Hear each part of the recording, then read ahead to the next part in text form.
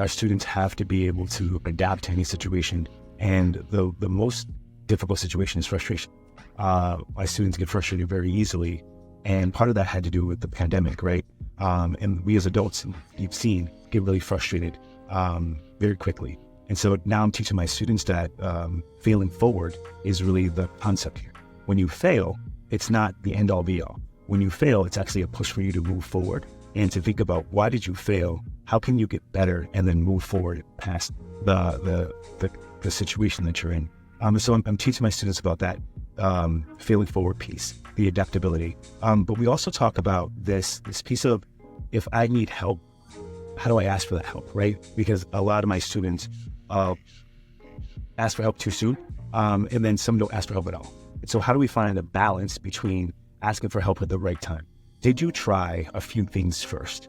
Or did you fail the first time and then you asked for help? Or are you continuing to fail, and now you're frustrated when you should have asked for help maybe 2 tries ago?